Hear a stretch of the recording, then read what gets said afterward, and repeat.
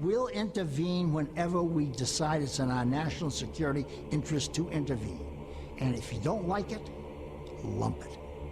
The problem with America is not that we go around marauding around the world imposing ourselves. The problem with America in the last 10, 15 years, since the end of the Cold War, really in the last 60 years, is that we've been too slow to get involved. I don't know how many Iraqi civilians were killed, but I can assure you that the number is the absolute minimal that it's possible in modern warfare. Every nation in every region now has a decision to make. Either you are with us or you are with the terrorists. You know, that land over there is yours. You'll go back to it one day because your fight will prevail and you'll have your homes and your mosques back again because your cause is right and God is on your side. Welcome to the darkened hour.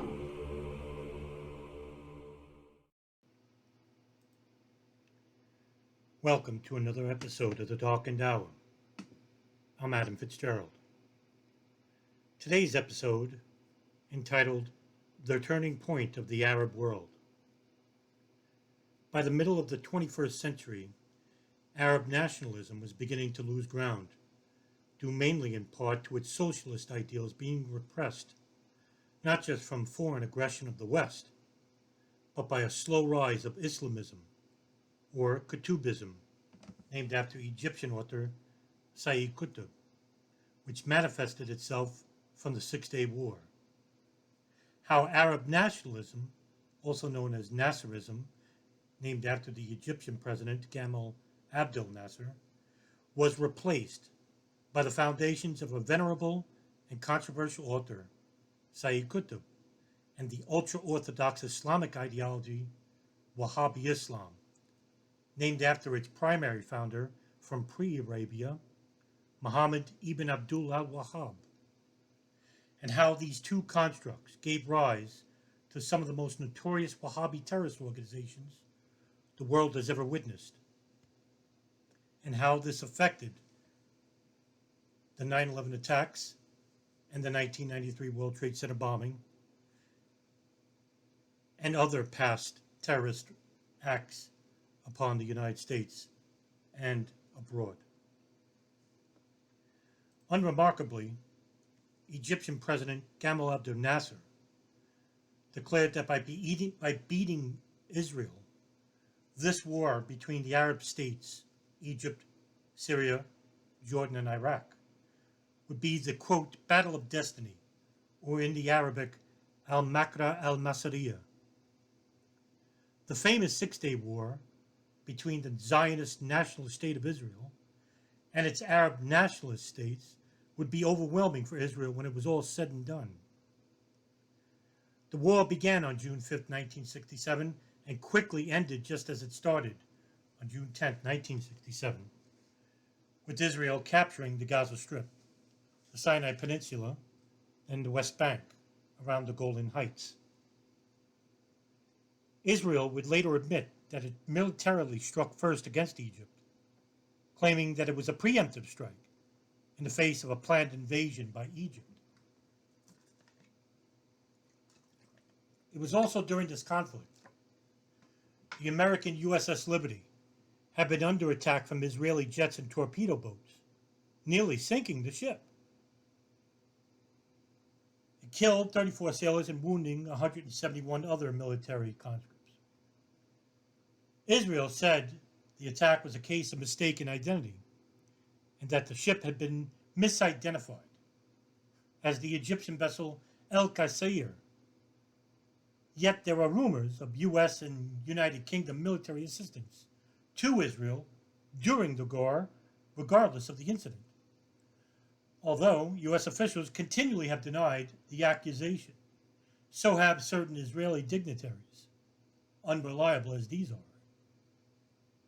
U.S. Marine Staff Sergeant Bryce Lockwood, after 40 years, vehemently denies that Israel did know that it was an American ship, saying, quote, "You just don't go shoot at a ship at sea without identifying it, making sure of your target," end quote. Nevertheless, U.S. President Lyndon B. Johnson simply accepted the apologies from Israeli President Zalman Shazar without any qualms to exact punishment for the offense. Meanwhile, the Israeli border began to expand under the newly captured prizes of their defeated Arab adversaries. This would have reverberating consequences that would have effects still felt to this day, with the religious sector within the deep burrows of the Arab world rising out of its shadows. Israeli nationalism began to grow exponentially due to the victory. It gave Israel the global recognition as a military superpower, and also gave Zionism the power it needed to influence its citizens and those who will influence vast power politically abroad, and most notably inside the United States congressional districts, for which the Christian evangelicals became a huge voting bloc with immense financial wealth and political influence within American politics. The American Israeli Public Affairs Committee, or AIPAC, would have financial backing from the Christian evangelicals almost seemingly overnight since the end of the Six-Day War. The division between the Arab world and the Israeli world began immediately. Now, under Jordanian rule, Jews were expelled from Jerusalem and were effectively barred from visiting the Western Wall, with most Arab mobs attacking Jewish neighborhoods in Egypt, Yemen, Lebanon, Tunisia, and Morocco, burning synagogues and assaulting residents. Communist countries around the world saw a rise in anti-Semitism, and the Jewish liberal community in the United States saw a Jewish diaspora of sorts, as some American Jews began taking steps to relocate back to the homeland. According to American Israeli historian Michael Oren, the war enabled American Jews to, quote, walk with their backs straight and flex their political muscle as never before. American Jewish organizations, which had previously kept Israel at arm's length, suddenly proclaimed their Zionism, end quote. There were murmurs of dissent in the far reaches of the desert landscapes in Egypt, especially from local clerics who saw the defeat as morally oppressive towards the Muslims as a whole. With the martyrdom of Sayyid Qutb, the Muslim Brotherhood, and spiritual authority of the Egyptian security services a year prior to the war, in 1966, and with the recent defeat of Arab nationalism, there was a vacuous space to fill the empty hearts and broken minds of the Arab world. The Islamists began to take necessary steps to fulfill the destiny brought forth by the likes of Muslim Brotherhood founder Hassan Banna and Sayyid Qutb, and famous Pakistan Islamic scholar and philosopher Allah Abdul Mauludi. Mauludi once stated that the next step for Muslims was to encroach on the idea of an Islamic state, an idea that Mauludi was once against.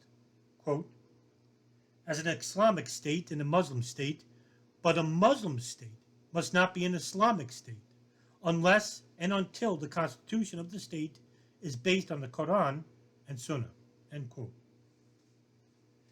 It would not be called a theocracy, but instead a theodemocracy, because the state would be based on the total autonomy and rule of all Muslims and not the ulema, or Muslim rulers.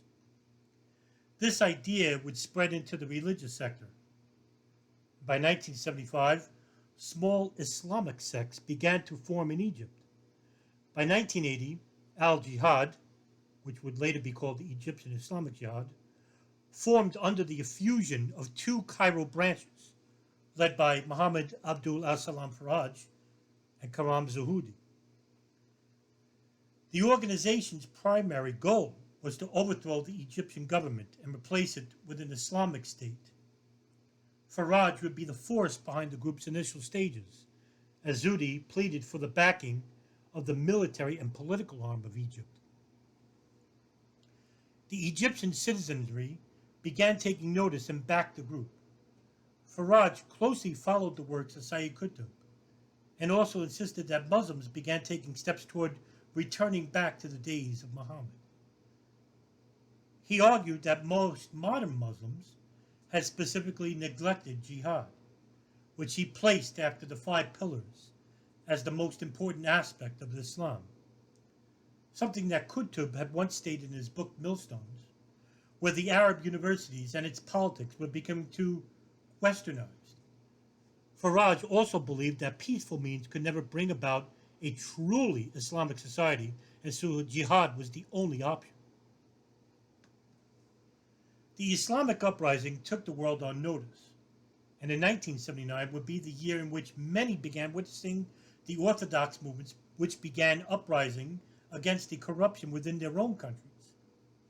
Saudi Arabia, which is the epicenter of Wahhabi ideology, and is the birth of many of these radical ideologies within the extreme sects in the Sunni world, experienced the initial violent uprisings of the Grand Kaaba, home to the great mosque in Mecca.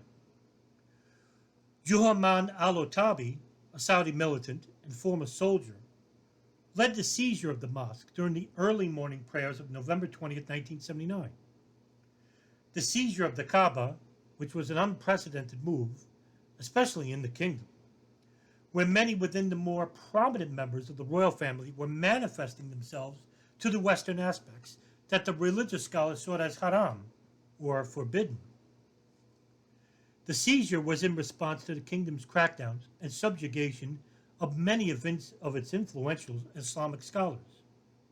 One of those in prison was Abdel ibn Baz, one of the more astute Islamic theologians in Saudi Arabia, and who would later become its Grand Mufti in 1993. Many of the imams in Saudi prisons began secretly making audio tapes proclaiming the United States and Israel as being manipulative to the Saudi family, and that only an uprising of the jihadi mindset would change the country and its infrastructure. The occupation would only last 2 weeks, as on December 4th, 1979, members of the Saudi National Guard and the Saudi army finally rushed into the center of the grounds and expelled the remaining dissidents. Over 255 pilgrims, troops, and fanatics were killed, and another 560 injured, while casualties suffered from the Saudi military were only 127 dead and 451 injured. However, Otabi was captured. His doctrines for the Saudis were declared before the recapture of the mosque were attained. Some of his decrees were of the following. 1. The necessity for the Muslims to overthrow their present corrupt rulers, who are forced upon them and lack Islamic attributes, since the Quran recognizes no king or dynasty. And 2. The requirements for legitimate rulership are devotion to Islam and its practice, rulership by the Holy Book and not by repression, Qurayshi tribal roots, and election by the Muslim believers. Otabi saw himself as the reincarnation of the Mahdi, the Redeemer of Islam. His execution was immediate, as he and 63 others who participated in the seizure were publicly executed by beheading. The incident, however, was not ignored in time. Almost immediately, the religious scholars from both the Sunni and Shia schools of jurisprudence saw this as just the beginning. Uprisings were taking place in most of the Arab world. In Islamabad, Pakistan, large mobs would take to a U.S. embassy and burn it down to its foundations, all under the influential decrees of Iran's most influential and venerable leader, Ayatollah Khomeini, who told the radio audience that it was the United States who was ultimately responsible for the seizure in Saudi Arabia. Pakistan General Zia al-Haq ordered the Pakistan army to rescue the trapped Americans and soldiers and brought the situation under control. Meanwhile, Iran itself would witness a Shia uprising as American citizens, 66 of them, were taken hostage by Iranian radical students during the takeover of a U.S. embassy in the capital of Tehran. All the while, the Soviet invasion of Afghanistan and its center, Kabul, were taking place. The call to Islamic Jihad had begun. There were other Egyptian cells, most notably the Al-Jama al-Islamiyya, headed by Omar Abdel Rahman, also known as the Blind Sheikh, which began taking shape in 1992. This was after the breakdown of leadership in the EIJ, or the Egyptian Islamic Jihad, where Karam Zudi and Abdel Rahman disagreed with the leadership goals while they were held in Tora Bora prison. One event in particular that helped create the more extremist views of those within the Egyptian Islamic Jihad was the assassination of Egyptian President Anwar Sadat. In 1978, the Arab-Israeli relationship was beginning to take steps to reconnect under the watchful eye of U.S. President Jimmy Carter. Anwar Sadat met with Israeli Defense Minister Ezer Weizmann, as well as his Israeli President Menachem Begin, on March 26, 1978, which is commonly called the Camp David Accords. The main features of the agreement were the mutual recognition of each country by the other, the cessation of the state of war that had existed since the 1948 Arab-Israeli War, and the complete withdrawal by Israel of its armed forces and civilians from the rest of the Sinai Peninsula, for which Israel had captured during the 1967 Six-Day War. The agreement also provided for free passage of Israeli ships through the Suez Canal and recognition of the Strait of Tiran and the Gulf of Aqaba as international waterways. It would also mark the first time an Arab leader had personally met with an Israeli leader.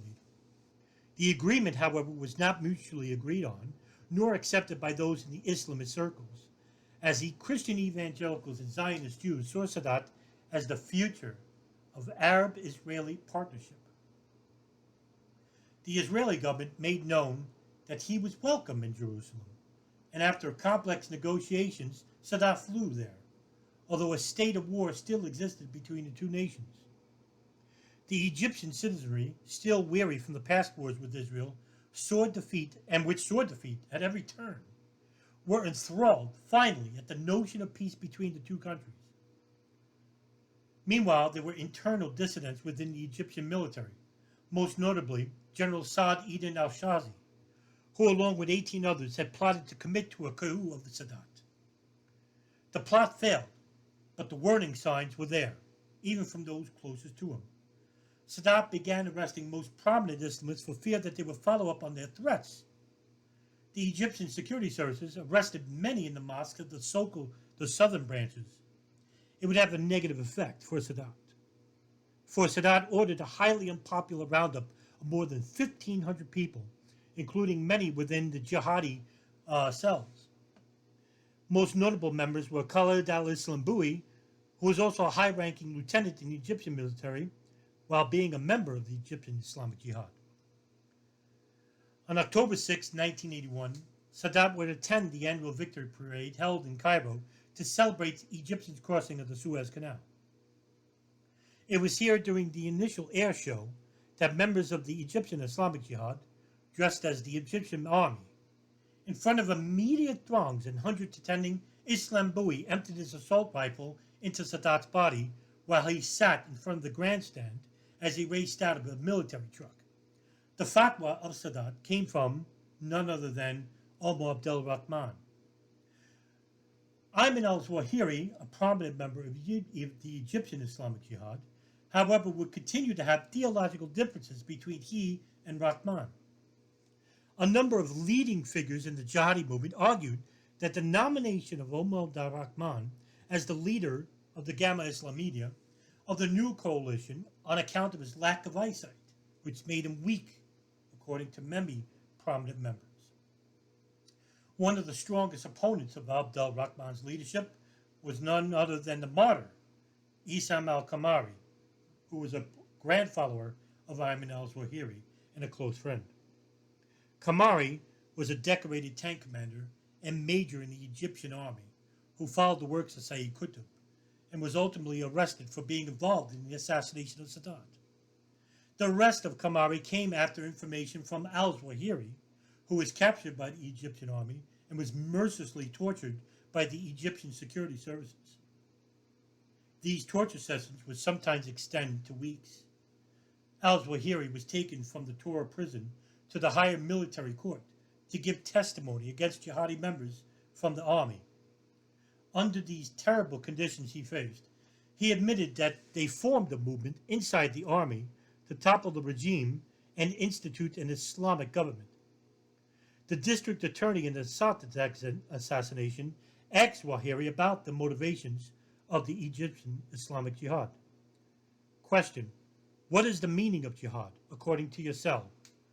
Answer: jihad means removing the current government through resisting it and changing the current regime to establish an Islamic government instead. Question: how would you replace the current government with an Islamic one? Answer: through a military coup. We were convinced that civilians and the military should cooperate to achieve this end. Question: why did you want to remove the current government? Answer: because it does not rule according to the Sharia of God. Glorified be his name. Through these interrogations and questionings, the similar responses from those involved in the religious sector was the beginning to become loud and understood throughout the Arab world. The Islamic uprising of each country needed to be replaced with an Islamic rule of Sharia, exactly how Sayyid Qutb once envisioned as himself. In Afghanistan, the war would take place. This time, another Saudi would become mentioned, as he would have financially assets himself in the war and by using his family finances, which came directly from the Saudi bin Laden group. The construction firm located in Jeddah, Saudi Arabia, was founded in 1931 by Mohammed ibn Laden Said. The young Saudi's name would be Osama bin Laden. He would build roads and also fund an organization which catered to helping Muslims around the world in training camps located in Pakistan and Afghanistan called the Maktab al-Khidmat, or the Afghan Services Bureau. Bin Laden would become easily influenced to a Pakistani imam who was becoming quite a name in Pakistan in cities like Islamabad and Lahore. Abdullah Azam. He started to implement a new ideology called defensive jihad, which called for Muslims to commit to war against the disbeliever, which were, in this case, the Soviets. The jihad was basically not a jihad within the spirit, but a jihad in the defensive, the physical aspects of the Arab and Islamic world. Shortly after al-Zawahiri's release from prison, he relocated to Afghanistan. As Egypt began to expel the militants, al-Zawahiri's mission of regrouping the jihadi movements in Egypt from Afghanistan was easier than the task facing the leadership of al-Gamma Islamiyah. The dissenting members of Gamma Islamiyah saw the Egyptian Islamic Jihad as being far more active, as opposed to the secretive nature of al-Islamiyah. Even Abdullah Azam, the imam of the Mujahideen, was criticized later by al-Zawahiri. They accused him of being an agent for the Saudis one time, and the Americans the other, among other accusations as well. Azam would later be killed shortly after the Soviet war ended, as on November 24, 1989, outside his home in Peshawar, Pakistan. A bomb placed under his car was detonated, and by a bank, as well as a bridge. His car was exploded with such force that the body would be shredded to molecules. Him along with two other of his sons, both killed. Osama bin Laden and Ayman al-Zawahiri were the new leadership of the Maktab al-Khidmat, which now saw offices located inside the United States, most notably New York, Arizona, Kansas City, and Oklahoma. When al-Zawahiri returned to Egypt after the Afghan-Soviet War, contrary to his better judgment, he ordered his followers to perform armed operations against some of the top Egyptian political figures. The first of these operations was the foiled assassination attempt on the former Interior Minister Hassan al-Fahi in 1993. The Egyptian security services began cracking down on the religious sector once again. Al-Zawahiri would rejoin Osama bin Laden in Khartoum, Sudan, for bin Laden was expelled from Saudi Arabia by Saudi intelligence. During his trials and tribulations experienced during his prison stay in Egypt, al-Zawahiri's ideology changed more radically. He explained the idea of the near enemy and the far enemy in an article entitled The Way to Jerusalem, Passing Through Cairo.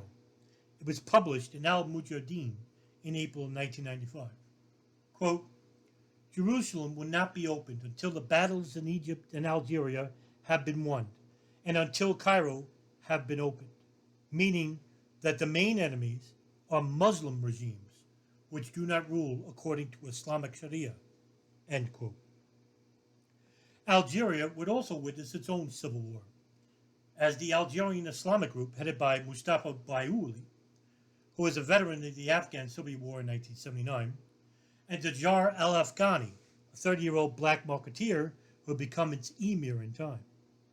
The conflict began in December of 91 when the Islamic Salvation Front, or the FIS party, began poised to defeat the ruling National Liberation Front, or the FLN party, in the national parliamentary elections in which members of the Algerian military quashed the election and saw fit to imprison members of the FIS, most notably its members Ali Benjadi and Abbasi Madani, its founders.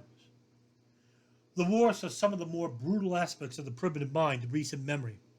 Mass executions of these favorable to the Algerian government, even mass beheadings at the public square, and the banning of all French residents from employment in television. The war ended finally in 2002. Nevertheless, the Islamic movement was now a global phenomenon, one in which saw itself as a new threat anywhere and everywhere.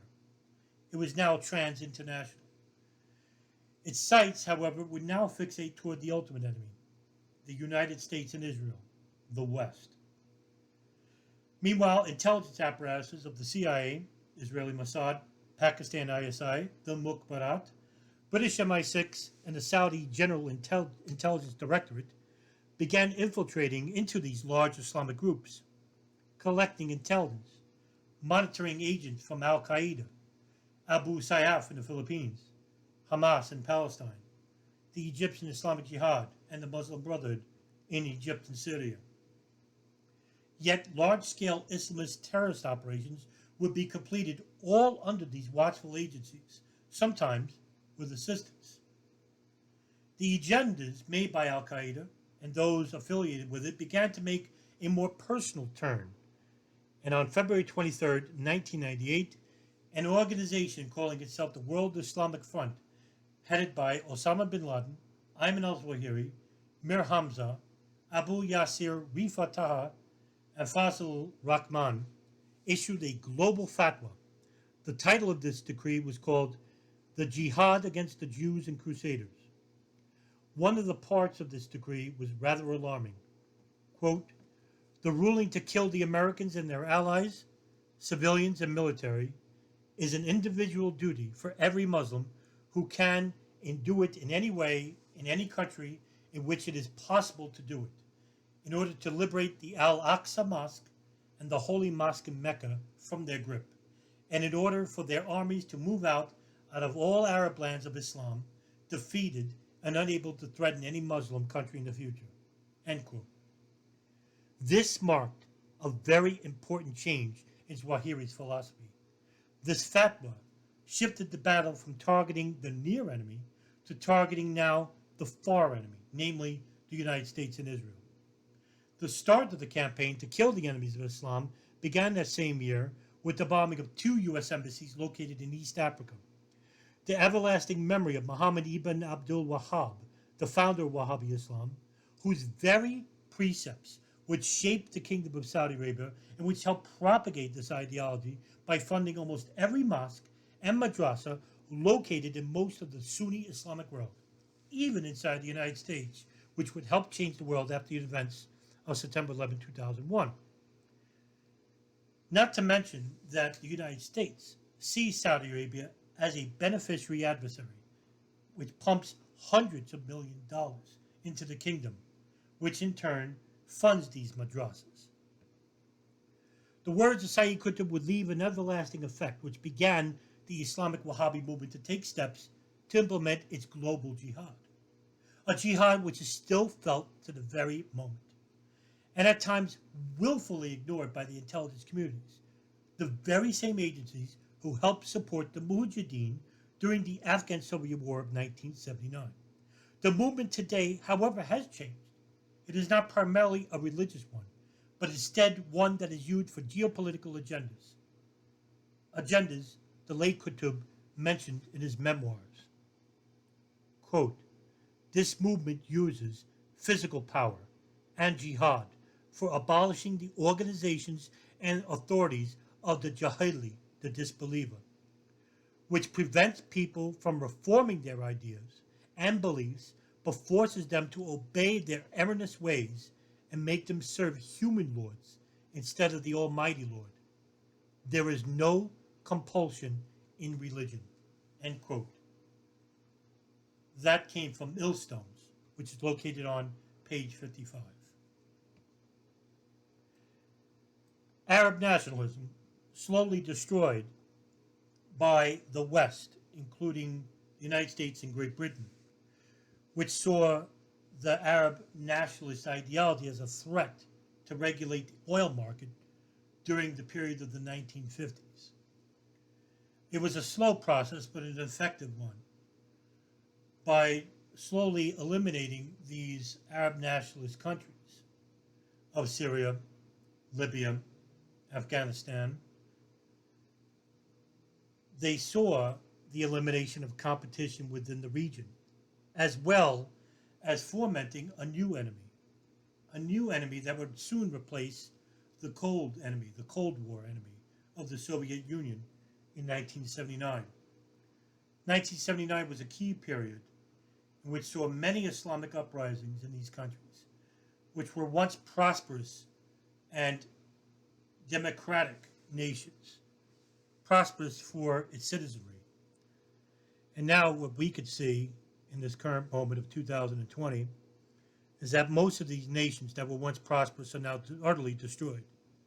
Syria in the throes of a civil war between the Islamic State, al-Nusra, and the Assad government, which is, of course, which was once the United States funding these Islamic organizations such as the Islamic State in 2012 and a CIA-led operation, Timber Sycamore. The overthrow of the Gaddafi government in Libya, which now has open air market slave trading, and a civil war in itself. And of course, Egypt, which now sees the Islamic radical organization still currently at war with the Egyptian government. Afghanistan, which the United States is still inside, is the longest running war in human history, American history, 19 years, and which has no end in sight. In fact, the Taliban and the Islamic State and U.S. military are currently in a reciprocating conflict. Iraq, which has saw 2 civil wars, and of course the two invasions of its country by the U.S. military, under false pretenses, of course, which had nothing to do with the events of September 11th. And one must ask themselves whether that the elimination of Pan Arabism was a benefit. Well, who did it benefit? Did it benefit the Arab world? Or did it benefit the Western world? I leave that up to you, the listeners of the Darkened Hour. Thank you and good evening.